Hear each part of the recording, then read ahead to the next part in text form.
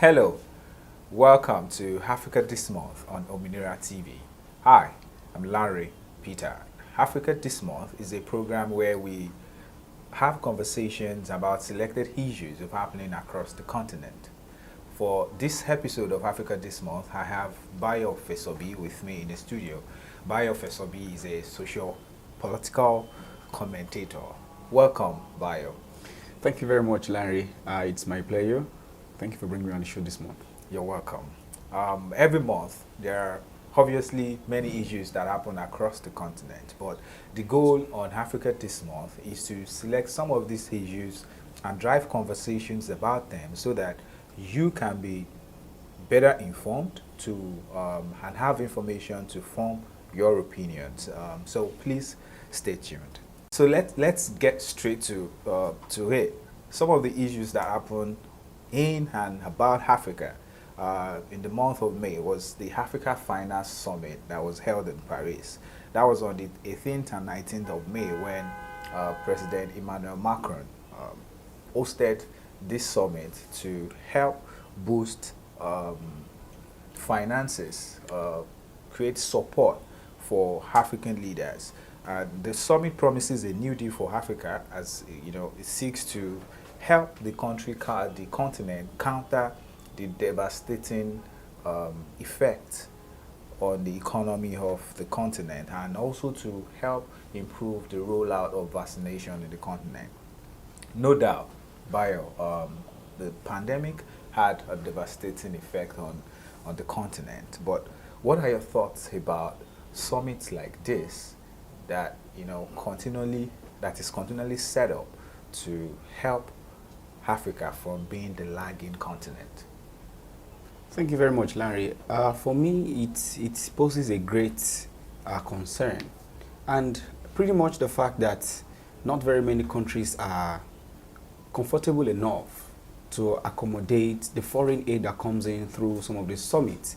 It's important to also drive home the fact that, yes, no country can survive in autarky. I mean, we all need each other to survive.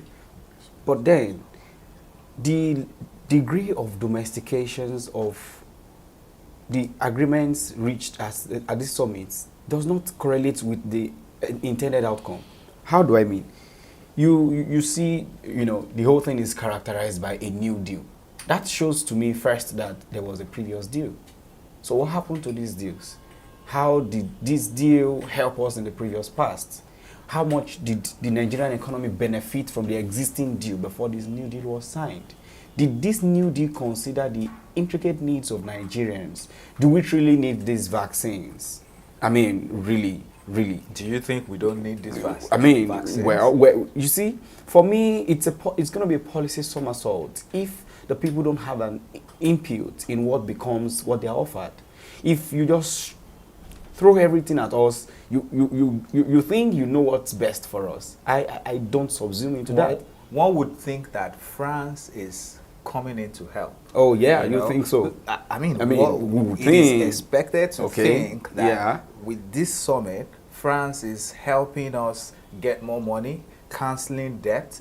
I mean, a day before the summit, France cancelled about $5 billion debt for Sudan. Correct. And part of the summit, part of the resolution at the summit is that it will make IMF or richer, wealthy nations to support, increase the support so that more African countries can draw more, they can increase the funds that they have access to at the IMF. I mean, is this not support that we're getting in the continent? Well, you see, I, for one, don't subscribe to central planning for economies. So for France to sit in France and then determine what happens to Africa, not just Nigeria, not just Sudan, the whole of the 54 countries in Africa, it beats my imagination that, I mean, we are subscribing to that kind of deal. It sounds cool on paper, but I mean, my major concern, the degree of domestication. Will these deals be truly effected as designed? Will they truly have the intended outcomes on the people, on the lives, on the economies of the countries that are intended to benefit from them? That's my concern. Will we not politicize this deal eventually? I mean, if whoever signed the deal on behalf of Nigeria or behalf of Africa brings this deal back home, will he not, corner it into his political coffers? Won't we have to beg him to give us what belongs to us eventually? That's a very valid concern to have, because it's a different thing that France, in this case, and other global leaders have good intentions, so to say. I mean, one of the targets of the summit is to ensure that at least 40% of the people in the continent is vaccinated. Exactly. Because if we do not have access to vaccinations, it may cause, it may affect other regions of the world, because this would spread. Exactly. So it's on one hand, these are good intentions. On the other hand, your concern is that would the people get, I mean, who are supposed to be the beneficiaries of these deals, would the people get what they should get? Exactly. Which I think, and just to add my opinion in this case, sometimes when I see news like this, I try to ask questions. What is France's interest? In all of it. Why? I mean, because I believe that, of course, it's, as you said, we need collective action to solve some of these problems, and particularly because Africa was badly hit, economically, by the pandemic. But the question of what France's interest, is worth, thinking about. I would like to also find out, like you, I mean, what exactly is France's interest in this deal? What do they stand to gain in return? Are they trying to reclaim their position as a world power? Are they trying to, measure up with their counterparts in terms of, territories they also micromanage? So it brings a lot to the table, and you can only wait for time to unveil exactly what both parties are up to. Yeah. And until then, we can only, think about the possible likely outcomes that would, play out eventually in those scenarios. Those are questions worth pondering about, and as you said, time would keep following up as this unfold to see what the outcome would be. But we know that some African countries are part of France's game, Well, to say. yeah. Well, the Francophone West Africa, Exactly, of course, exactly. seems not to have a case to... So perhaps that's why France loves Africa. Well, they have a bright to protect. Yeah. Okay, great. Thank you for your submission, Bayo. So let's move to the next discussion, which is about the coup d'etat that happened in Mali on the 24th of May, when the transitional vice president then, Colonel Goita, who led the 2020 coup d'etat that took out Ibrahim Keita, also did the same, this time detaining President Ba and the Prime Minister, and now he has been made the transitional president. What do you think is going on in Mali? This is the second coup within a year. Thank you very much, Larry. Mali is going through what I consider to be a phoenix drive. And if care is not taken, Mali might eventually get it right. But unfortunately, the process is not comfortable. That's the only sad part to this story. Did you say if care is not taken, Mali may get it right? Yes. Because... What do you mean there? Great. These are citizens who are proactive about responsible government. These are citizens who would take actions to ensure that there is, a government that cares and caters for the people. Unfortunately, the process is bad. That's just the unfortunate aspect of it. But trust me, Mali will come out strong from this. Okay. I remember that in August 2020, when the coup d'etat that took Keita out, Malians were happy. They were all on the streets, just jubilant about the fact that a particular regime has been ended. Exactly. By not minding that the process. Not minding the process. That shows you how much the people want progress for themselves.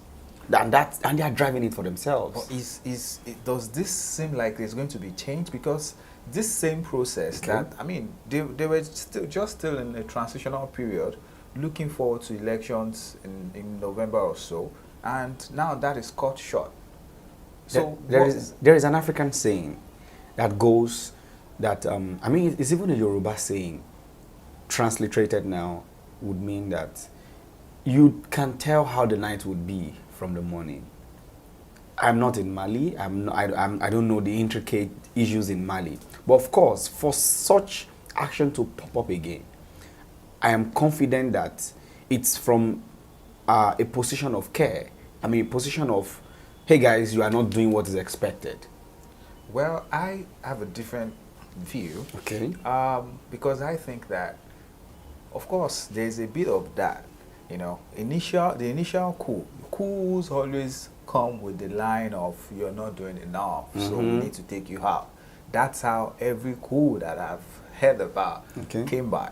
Okay. You know, so and that happened in 2020, and now, some days ago, saying the same thing. I want to believe that the leader of this coup is part of the same transitional government. He is part of the team that is currently working to ensure democratic legitimacy in the country, and then suddenly you're cutting that short. Isn't there a case of personal interest, referring to Colonel Goita now?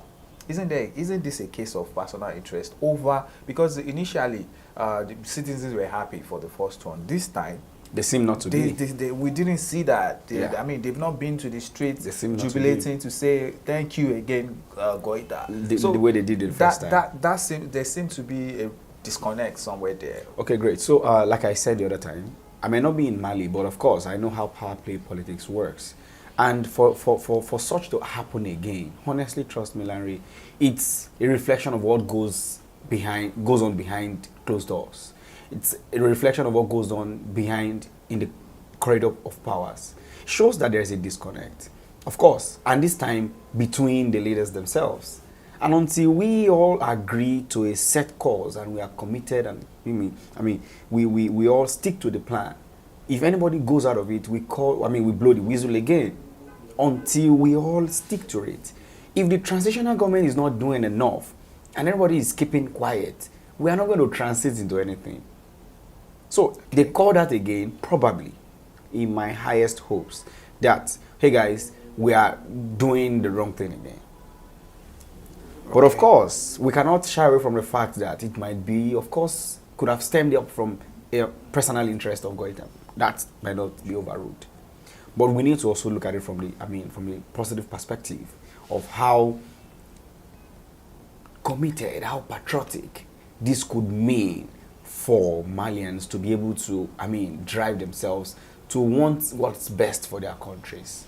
Well, I hope that, I know for sure that Malians are, they know better. Exactly. And as they did in 2020, protesting to ensure that Keita was taken out, even though the process was not legitimate.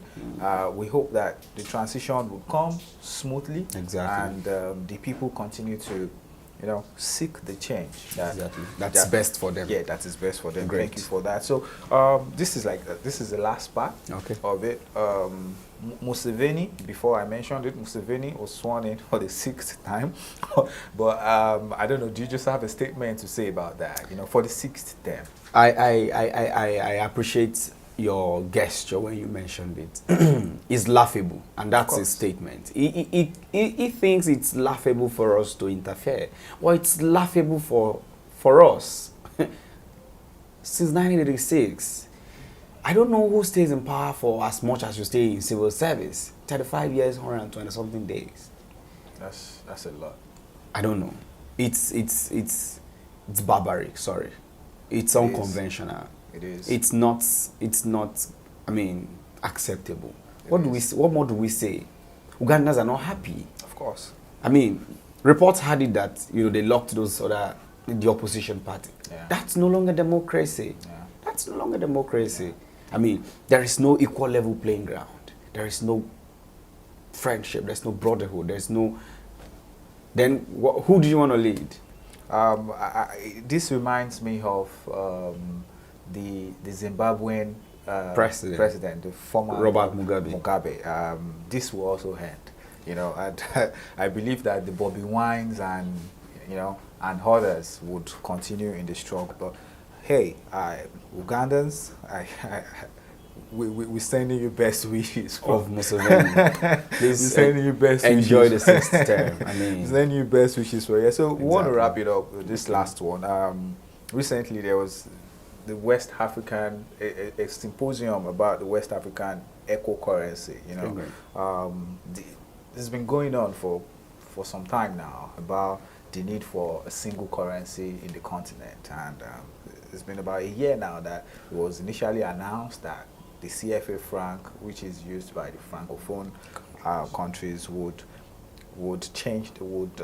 have HECO, and that would now be the currency of the continent. But countries like Nigeria, and some other countries will say no, we don't. We don't want, Anglophone countries particularly, we don't want that. Just to touch a bit about it and end it, because the symposium was actually kicked off to address the challenges that this may face. Do you think that the eco currency is workable in the continent? Do you think that Africa needs a single currency? well, it's workable, but I don't think we need it. It's not necessary. I mean, given the various interpretations that this would mean for each country in Africa, we are not sitting on the same level of developmental status. So needing it, I mean, making it work would be very difficult. You don't expect a country as large as Nigeria to survive that same challenge. A country as small as Eritrea would survive the same economic crisis that such a single currency could erupt. We all don't have equal developmental needs. So driving the same currency is not necessary. It's achievable, it's possible. You could compare Nigeria's weight in this matter to Germany's weight in Europe when the euro was being considered. And people felt, oh, if Germany refuses to support this, it might not go through, which is true. If countries like Nigeria, countries like Ghana, countries like Kenya, countries like South Africa don't support this agenda collectively, it might not fall through, and we might have issues implementing it. And why is Nigeria not supporting it? Of course, first, coming from the wrong perspective of the franc, it's going to be the echo, I don't know. That would definitely not be. And the other flip of the argument is which other currency would be. Should we have to migrate, or do we have to develop a new one?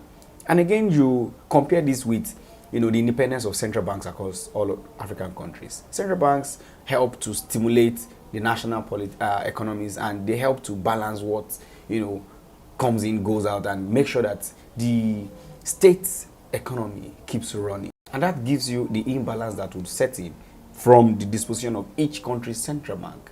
And that will give a rise to, yes, it will work out, we could achieve it, but is it necessary?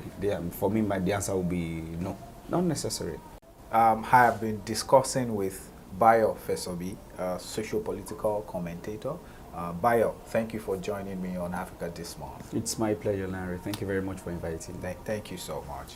Yeah, that's all that we have for you this month on this episode. I hope that you found it interesting, and please share with your friends if you liked it, and follow us on social media at Ominira HQ on Facebook, Twitter, and please subscribe also. Thank you.